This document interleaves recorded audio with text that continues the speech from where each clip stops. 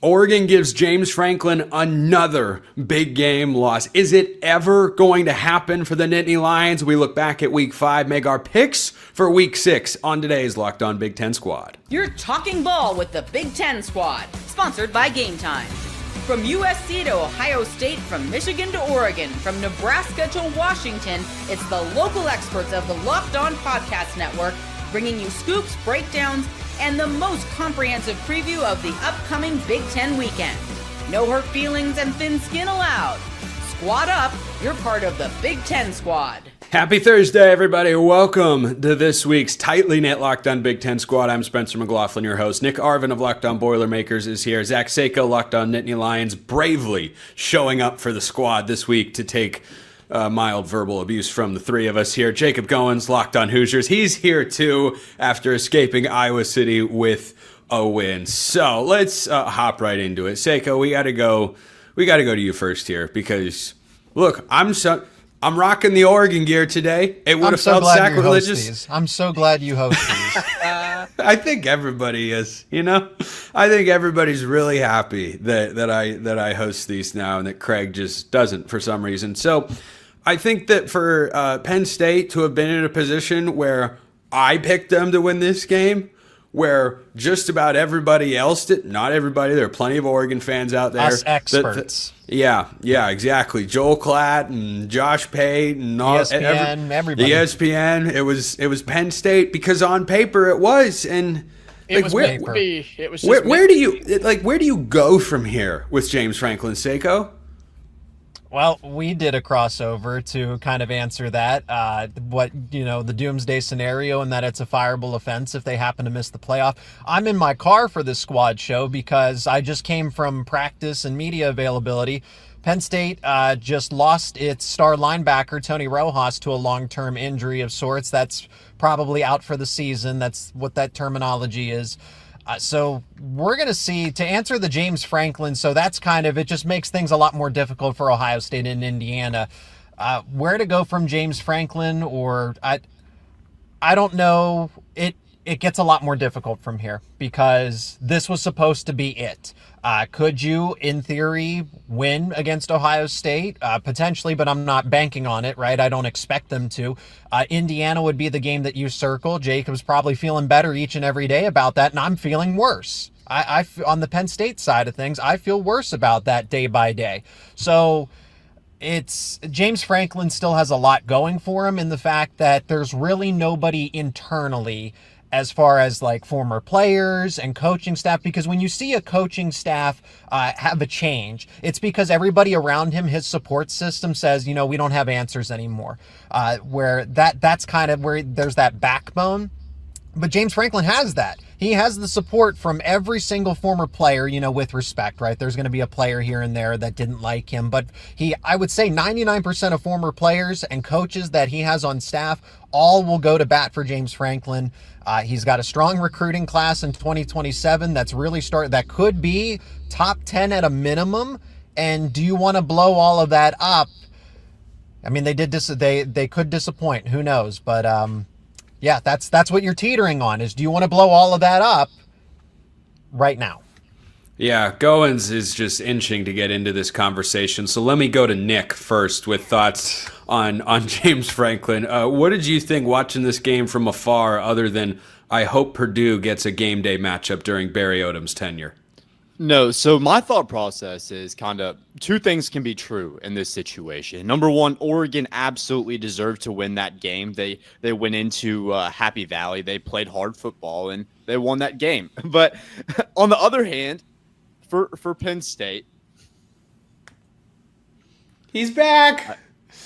The pillow is back. Oh, Nick is new. Nick is new here. He doesn't know about the pillow. Oh, God. Well, I was going to say, don't explain it for the audio listeners because they don't want to know. Yeah, our audio listeners I have a just, beautiful Oregon no Duck pillow with the Duck Fighting Ducks logo on it, and Head on, by the way, head on the pillow. Correct. And it only comes out during special situations, and this qualifies. Yay! Something neutral arbiter. of college football. I think you're confusing me with someone else who I'm told is a very good host and a strikingly handsome individual. Indiana fans would disagree there, sir. Indeed, they might. Anyway, Nick, continue since our shenanigans cut you off. Absolutely. And I don't think that it's too late for Penn State. I think Penn State can absolutely rebound. It's one game. However, when these underwhelming kind of outcomes continue to happen, when you go into this whiteout game, and Dan Lanning said it, they're usually 7 points. That crowd is worth 7 points, and they just weren't in that matchup. That's underwhelming. If you're a Penn State fan, you expect to win games like that because it's at your home field. It's in your home environment. And that's a game that's been hyped up for the whole season long. So I think if you're a Penn State fan, you're upset about this one, but I don't think it's too late for Penn State. I think that you need Drew Aller, your leader, to be a little bit better than how he was, 137 yards, 14 for 25 in this one. You need your team to be better, but it's not too late for Penn State. All right, Goins, you can jump in now. And by the way, might I remind you of your next opponent in case you forgot? This is your next opponent, Jacob. We're ready. We're ready. Just throwing it out there. Yeah, I mean, you made Iowa look like, I don't know, top 10 team in all of college football, dare I say. Pretty good defense for Iowa. Yeah, their offense is still as bad as ever, good. And Indiana's defense proved why that was the case. So we'll talk about that moving forward in a little bit. But Seiko, 11th season, right, for James Franklin at Penn State this year. This is year 11. More than that. This is year 13. Year 13. Apologies. No. Curt Cignetti's in year 2 at Indiana. James Franklin, year 13 at Penn State. Would you like to know that they're both tied for the amount of wins against top 10 teams in the Big Ten? Do you want me to sign out? Do you want me to just sign off early? Hey, Seiko, by the way, it's year 12. Actually. Oh my goodness, it is year 12. Yes, it is. It's been so long they just can't keep track anymore. They're so miserable in Happy Valley they just can't keep track of. It is Sad Valley at the moment. Sad Valley indeed. Unhappy Valley. Unhappy Valley. Unhappy yes, Valley. Think about that, and I wish there were more people here to react to that amazing stat. But Curt Cignetti in year 2 at Indiana and James Franklin in year 12 at Penn State have the same amount of wins against top 10 teams in the Big Ten, and it's just 1. It's unacceptable for James Franklin at this point. In my case is, if it's not going to happen now, which was the motto going into the season, Seiko, right? If it's not now, it's never. And if you can't win that game when you had every opportunity to do it and you waited 3.5 quarters to, wake up offensively, then it's never going to happen for him there at Happy Valley. And I hate that because I think he's a good coach and a good dude, but it's over, man. It's over, in my opinion. It's time to really start having those conversations and move on and find somebody that can win those games. I'm going to extend an olive branch here to the Penn State fans who have definitely consumed my content a time or two in the lead up to this game. Last year, the same thing could have been said for Ryan Day after losing twice in the regular season, right? Maybe not the Oregon game because it was on the road and like that's a tough place to go into and win. But when they lost to Michigan, what was the narrative? He's got to go. The Tennessee game was his job. Yeah, he was. And I think James Franklin's going to be in that sort of position at some point this year where you're going to look at it and go, Indiana's the job game. Maybe. Wow. I think that's totally fair because if you can't beat Indiana, that's at home, right? Yeah. Yeah, if you can't beat Indiana at home, how are you beating Ohio State on the road? It's gonna be a circumstantial thing, though, right? Like I said, I just came here to report that there's a long-term injury to a key star player. You don't know what your roster is going to look like, so. Again, I don't want to speak that into existence, but circumstantially speaking, if, Indiana comes in with its, most of its full roster, Penn State, same thing. If there are dramatic changes, then, okay, you need the context, you need the nuance there. But yeah, Penn State's favored, right? If Penn State's going to be favored again, the expectation is, hey, you can go 10-2 because they still make the playoff if they lose to Oregon and Ohio State. They don't make the playoff if they lose to Indiana. And Spencer, you took the hardline stance and said that's a fireable offense. It is, and that they should just move on from him from then and there, because you did get all the resources going into the season. You got the buy-in, the amount of NIL and the amount of coordinating that it took to retain this roster, and then to go and get Jim Knowles because the excuse was, well, we don't have enough. We don't have enough. We don't have the right coordinator. We don't have the right coordinators. We weren't able to retain our players, right? There was always that. It was just, we're missing one piece.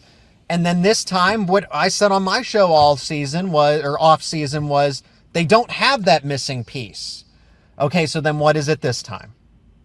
Yeah, I think that's a great way to put it. Is like, if this is the best shot that he's had, and if he doesn't turn it around, I don't know how you can feel optimistic about going for it. It's not like he's only been given 2 or 3 years. It's over a decade at this point. More from week 5, beyond what happened in this game. Goins, what almost happened in Iowa City? We'll talk about that. Ohio State gets it done at Washington. That is all still to come on the Locked On Big Ten Squad.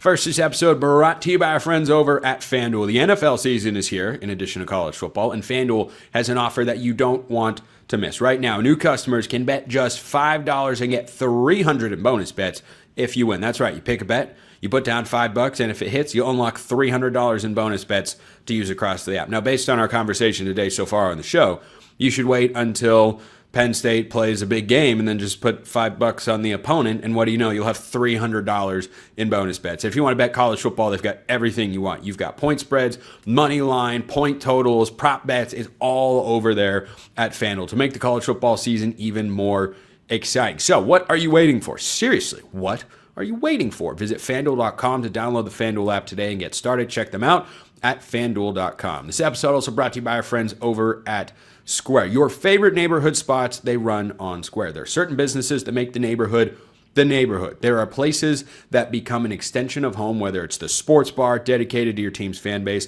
the spot with the best wings in town for game day, or that beloved local chain that's been rooted in your community for years. When these places thrive, the whole neighborhood thrives. And these places are thriving because of Square. You've probably used Square. Maybe you haven't even realized it. I've used it more times than I can count, because it makes financial transactions really easy and allows neighborhood businesses to stay efficient and stay on top of everything that they need to. Square is a proud sponsor of more than 4 million neighborhood businesses around the world. You can go to square.com/go/lockedoncollege to learn more. But before you do, go support your favorite neighborhood spot. You'll be happy you did. Square. See you in the neighborhood. Continuing on with this week's Locked On Big Ten Squad, Nick, Jacob, Zach, Spencer is myself. We are the Big Four, as the Game of Zones Mario Chalmers once said. To Fab Four, yes, we could be. Final Four, basketball reference, Seiko. You may want to. There we go. It may not be for you, but and Spencer, wrestling. Did you say something about wrestling? Oh, we could talk about that. We could. I don't know if Oregon has wrestling. They could, and I just don't know. No, I don't think they do. By the way, Goins, what is this shot at Oregon basketball? They were a good team last year.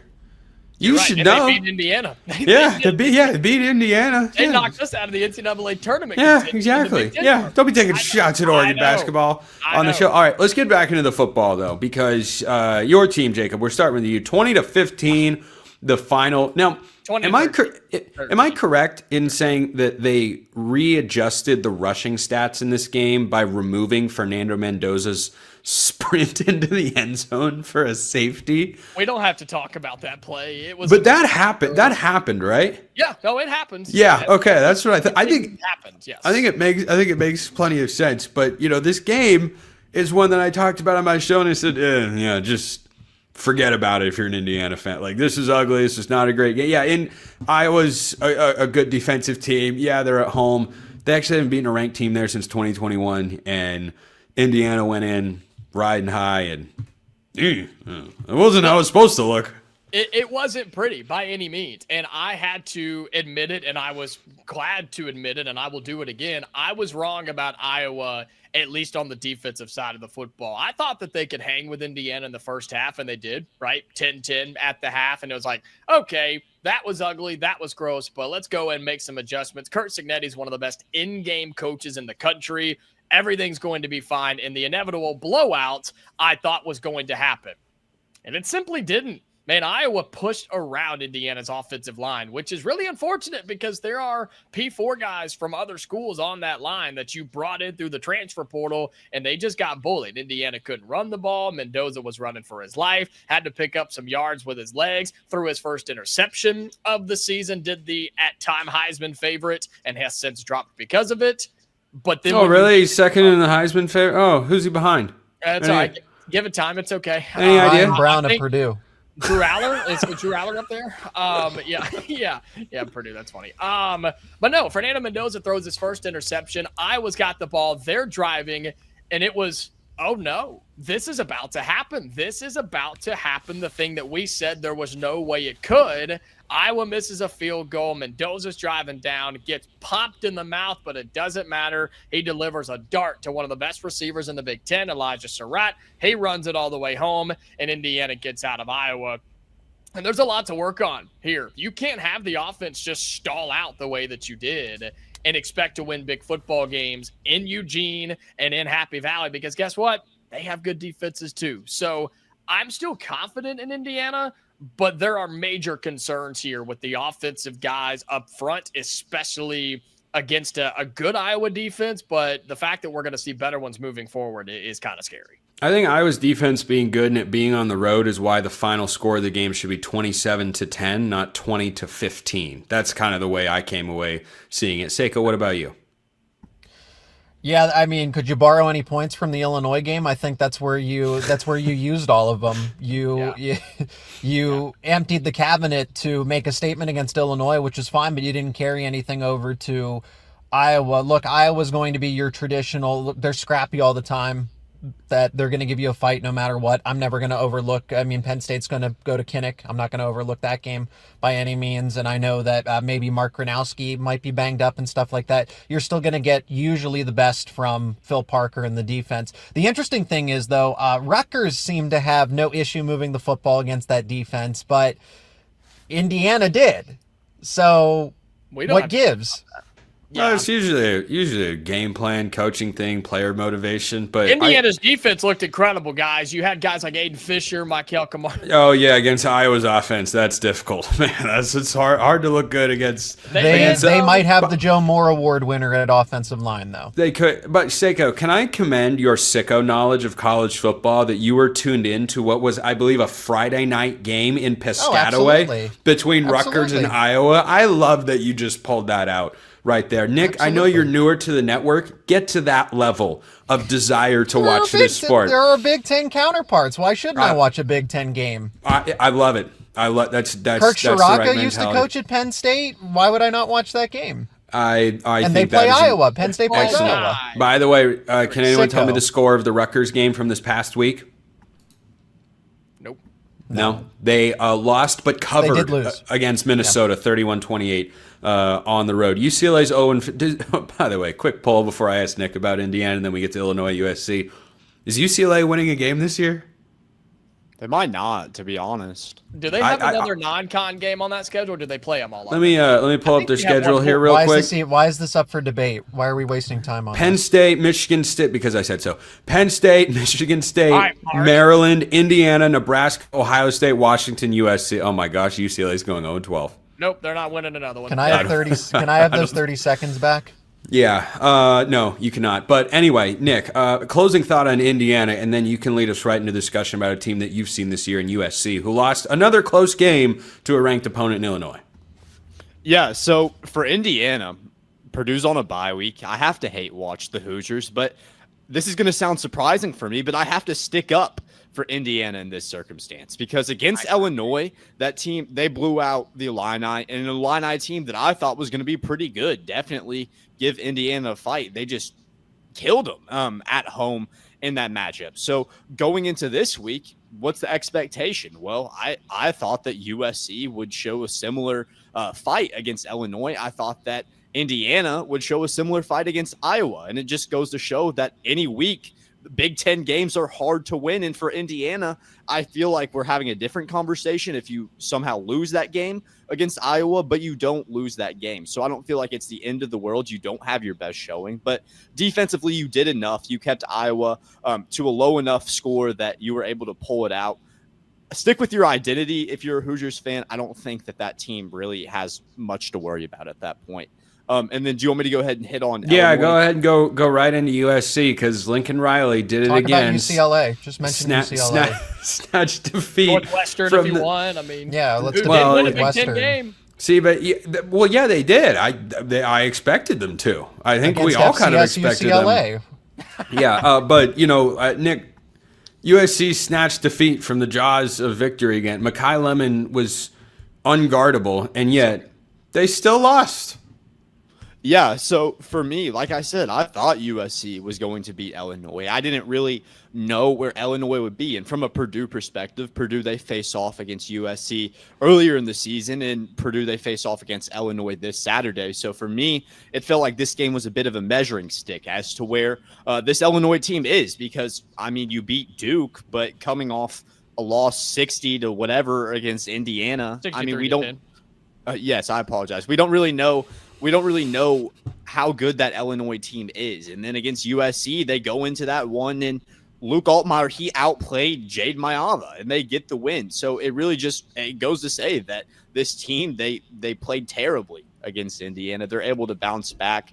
For Illinois, I still feel like there's a question mark on that team. Going up against Purdue this week, they opened up as only a touchdown favorite. So they certainly aren't given the respect that they were before Indiana. We'll have to see if they're able to earn that back. Yeah, and I don't think it was so much Altmaier outplayed Jaden Mayava, who was brilliant in this game. I think he just outplayed the USC defense, which, frankly, was the side of the ball we had fewer questions about. I mean, as of last year, it kind of was. I wish Mark Culkin was here to offer insight. We adjusted the time for him, and that didn't result in him appearing anyway. But anyway, Seiko, your takeaway from you can go. I'll give you the option here, Seiko. Dealer's choice: Illinois, USC, or Ohio State, Washington. Well, let's take Ohio State, Washington, because we just spent time on USC. Go for it. Go for it. Yeah, Ohio State. I mean, that was supposed to be an upset watch, and Jacob, you and I talked about it in a crossover episode that we're not going to fall for this, right? Washington's not good enough to, even if that is at home, they're not even close to Ohio State's level. And not 24-6. I have question marks about Ohio State's offense not being able to score more points. But I said Matt Patricia is going to be able to run circles around Damon Williams and whatever Jed Fish try to coach up and scheme up. This is going to be easy. Ohio State's never going to get into another true chess match until the Penn State game, unless Jacob. I'm missing something. Yeah, I'm kind of there. I mean, I think that's a very underrated win for Ohio State. I think not enough people are talking about the idea that they went out to Husky Stadium and pretty much manhandled that game. And I know it was easy for them. It was close in the second half, but it wasn't if you watch that game. And so that will be a win Ohio State looks back on and college football looks back on, because I think Washington's going to continue to win football games from here on out. That's an underrated win for the Buckeyes. So we don't say that very often about Ohio State. Washington has to go to Maryland on the road this week. I wouldn't overlook that game if I were Washington. I'm just going to throw that one out there. Why don't we talk about it? You know what? We will. And every other game the Big Ten is playing this week. More to come on this week's Locked On Big Ten Squad. First, this episode brought to you by our friends at Mazda. Mazda crafts cars for those who do more than simply move. Kind of like your favorite players on your favorite teams. They're doing more than just playing a game or getting some yards. They're moving the team forward. Mazda moves the car game forward. Mazda delivers confidence with every ride, with more IHS Top Safety Pick awards than anyone else as of August 2025. You can feel the Japanese craftsmanship in every detail, from the metallic accents to available Nappa leather upholstery. You can make everyday drives feel like anything but. Why be boring? Why be ordinary? Why be Fernando Mendoza when you could be Dante Moore? I mean, goodness gracious, that's not even a close discussion. Jacob is just seething backstage at that particular comment. But from smooth handling to intuitive controls, with all-wheel drive in every crossover SUV, you can drive with confidence through almost any season. Like the players of your favorite team, Mazda sweats every detail. Because when you make every detail and every move count, impossible becomes irrelevant. Mazda, move and be moved. This episode also brought to you by our friends over at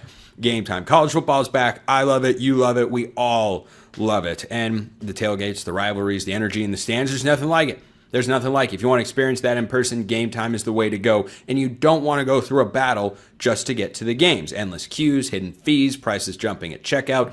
That's why you should use Game Time, the app that gives the advantage back to fans. It's the easiest way to score last-minute tickets at the best prices with no surprise fees. What you see is what you pay. That's my favorite part about it. You don't get slapped with more at the end. It just bugs the crap out of me, and Game Time is not about that. Take the guesswork out of buying college football tickets with Game Time. Download the Game Time app, create an account, and use code LOCKEDONCollege for $20 off your first purchase. Terms apply. Again, that's promo code LOCKEDONCOLLEGE for $20 off. Swipe, tap, ticket, go. Download Game Time today.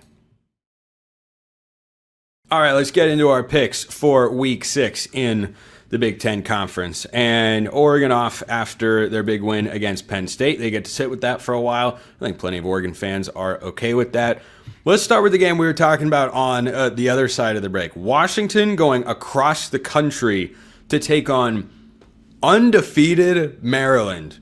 Nick Arvin, are you riding with the Terrapins here? Mike Locksley might surprise some people with Malik Washington at quarterback.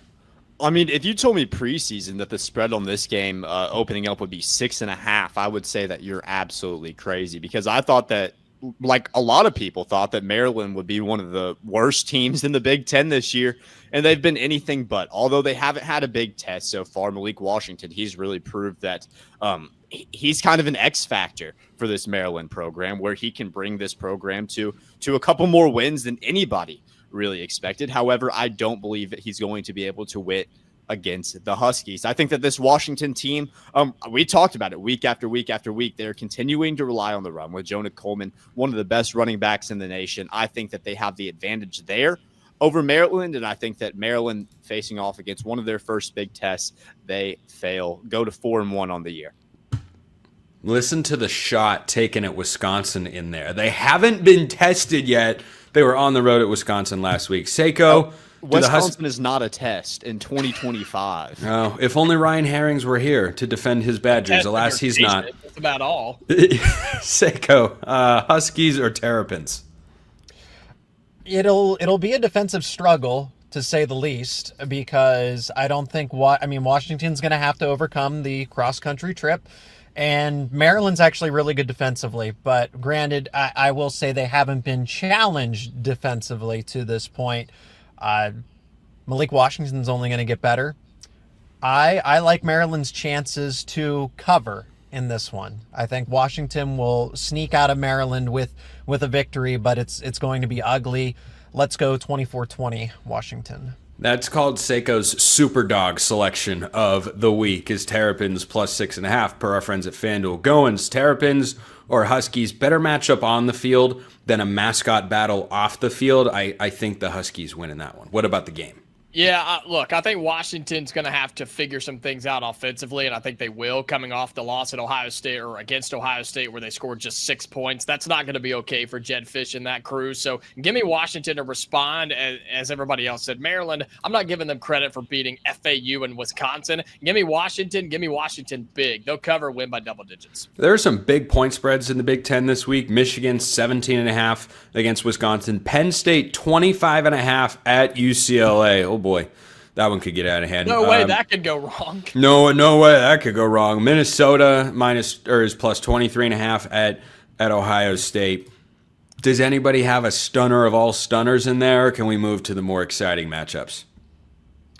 Let's talk Louisiana Monroe. Louisiana Monroe, Northwestern. Only an 11-point underdog against Northwestern. I'm taking Northwestern there. Playing good ball. David Brown's got him playing good ball. But Nick, how about the Boilermakers? A chance for a top 25 win. Barry Odom is seeking that signature moment. Here's a chance. Illinois could be an emotional letdown spot. You got to go on the road after a dramatic field-storming win against USC last week. What do you make of the Boilermakers' chances here against the Illini? No, yeah, it's absolutely a trap game of all trap games. Wait, what did you say to start that response? I said it's absolutely a trap game of all trap games. No. There was something before that. There was something before that. Oh, Did you even hear it? No, I said yeah. It sounded like no, yeah. Oh, really? I'm just saying no, yeah. My bad. Oh. Hey, don't let him. Hey, Nick, don't let him pick on you, bro. Don't. Look, Spencer Oregon wins one big game, and he acts like he's just. Oregon's not even going to win this week, and he's talking smack. Yeah, I mean, literally. They're not going to lose either. Yeah. Yay. Go ahead, Yay. Nick. And look at me sticking up for the Purdue guy. You know it's bad when I have to speak up for Purdue. You were laughing too, Jacob. Yeah, and I changed my mind, Spencer.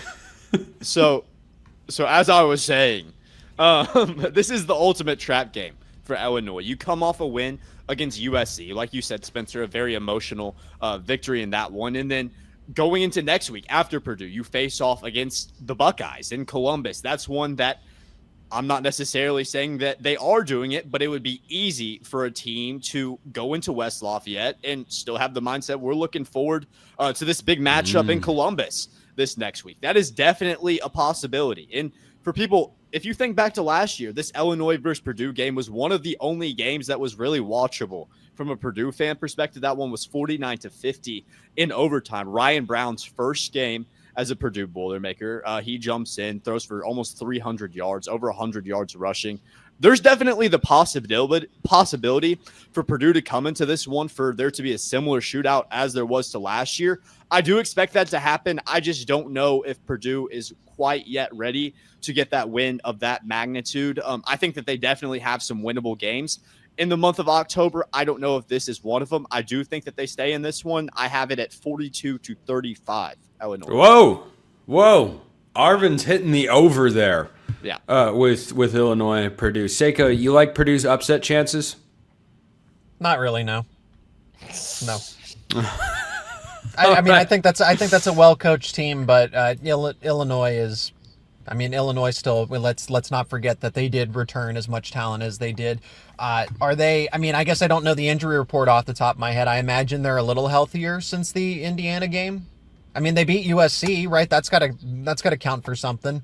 So I'm gonna take Illinois. Yeah, maybe Purdue covers backdoor, but I'm not really concerned about them. Let's not forget that Purdue ran the coolest play of the college football season that didn't get called back. USC's was called back against Illinois, which is a travesty because it was incredible. But Purdue's was not. The handoff quarterback swing is electric stuff. I